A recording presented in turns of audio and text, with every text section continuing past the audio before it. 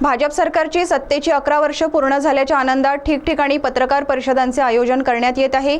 16 जून रोजी चंद्रपुरात माजी मंत्री तथा आमदार सुधीर मुनगंटीवार यांनी पत्रकार परिषद घेत 11 वर्षांचा आढावा मांडला। यावेळी सीटीव्हीने विचारलेल्या प्रश्नांवर त्यांनी दिलखुलास भाष्य केले। त्याचप्रमाणे आयात नेत्यांवर दिलेली प्रतिक्रिया फारच बोलकी होती। आयात नेत्यांवर नेमके काय म्हणाले पाहूया या बातमीत। भाजप सरकारची 11 वर्षे पूर्ण झाल्याच्या आनंदात आयोजित पत्रकार परिषदेत माजी मंत्री तथा आमदार सुधीर मुनगंटीवार यांनी लेखाजोखा मांडताना मनात सेवाभाव नम्रता असल्याचे म्हणाले। तसेच मंत्री असो किंवा नसो प्रगतीला अंत नाही, मंत्री नसतानाही मी अनेक कामं केली व पुढेही करत राहणार असल्याचेही ते यावेळी म्हणाले। पाहूया सीटीव्हीने विचारलेल्या आयात नेत्यांविषयीच्या प्रश्नाचे उत्तर देताना सुधीर मुनगंटीवार नेमके काय म्हणाले। जोखा मांडताना तुमची काय भावना आहे? ते भावना सेवेची आहे, भावना नम्रतेची आहे। हा विजय आम्ही नम्रतेने घेतला पाहिजे ही भावना आहे। जनतेने मोठ्या विश्वासाने अनेक वर्षाच्या विश्वासघातानंतर विश्वासाने 24 कोटी मतदारांनी भारतीय जनता पार्टीला आपला आशीर्वाद दिला। ही आमची जबाबदारी आहे। राजकारण हे सेवेचं असावं, राजकारण खुर्चीचं असता कामा नये, राजकारण तुष्टीकरणाचं असता कामा नये, राजकारण अनुनयाचं असता कामा नये।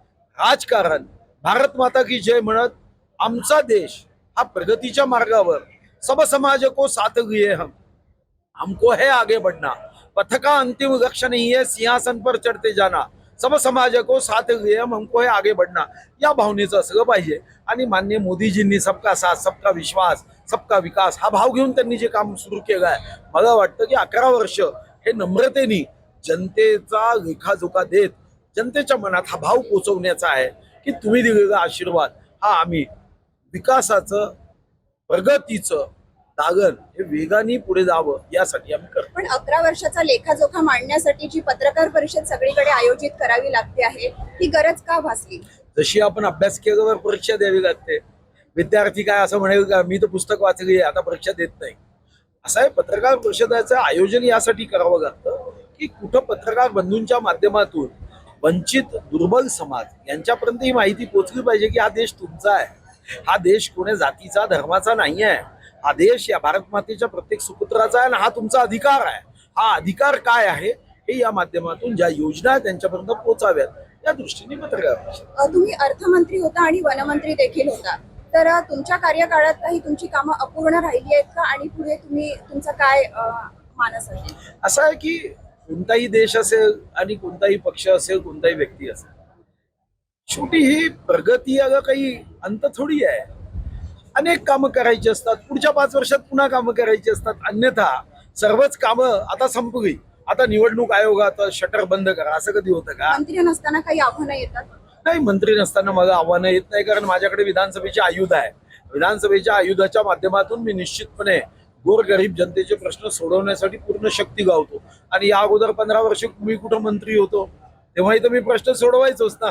तेव्हा मी क्रांतीज्योती सावित्रीबाई फुले पुणे विद्यापीठ केलं, राष्ट्रसंत तुकडोजी महाराज नागपूर विद्यापीठ केलं, गोंडवाना विद्यापीठाचा जन्म तेव्हा मी केला, कितीतरी कायद्यात मी बदल तेव्हा करायला गावला, तेव्हा बगारशाचं नाट्यगृह केलं, मूलचं नाट्यगृह केलं।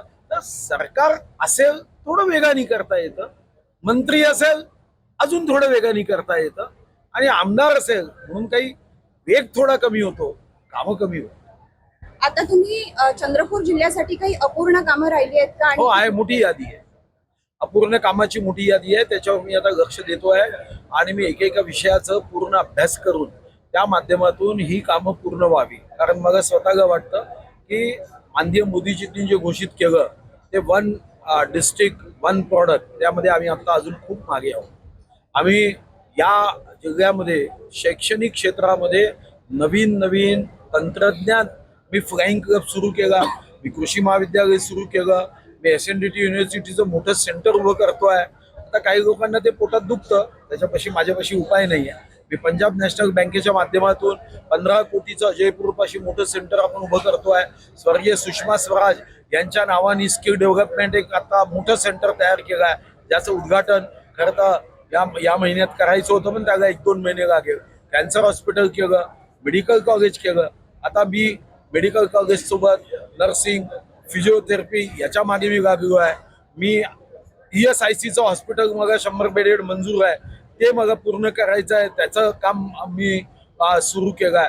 असे मी साधारणतः आता एक 100च्या आसपास कामाची यादी केली आहे, ज्या कामांवर मी टार्गेट करतो. गेल्या 11 वर्षाचा आढावा मांडताना इतर पक्षातून घेतलेल्या नेत्यांमुळे आपल्या पक्षाची प्रतिमा डागाळली आहे असं वाटतंय का?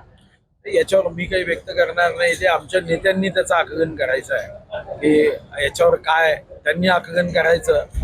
मी तर एक छोटा कार्यकर्ता आहे, त्यावर मी आकलन करण्याचं कारण नाही आहे. कारण मी कोणाचा पक्षात घेताना मी विचार करून घेतो, त्यामुळे मी यावर आता मत व्यक्त करणं योग्य नाही. या पत्रकार परिषदेला आमदार सुधीर मुनगंटीवार, आमदार देवराव भोंगळे, भाजपा ग्रामीण जिल्हाध्यक्ष हरीश शर्मा, भाजपाचे ज्येष्ठ नेता चंदनसिंह चंदेल, पूर्व महानगर अध्यक्ष राहुल पावडे, भाजप नेते राजेंद्र गांधी, डॉक्टर मंगेश गुलवाडे, विशाल निंबाळकर आदी पदाधिकारी उपस्थित होते.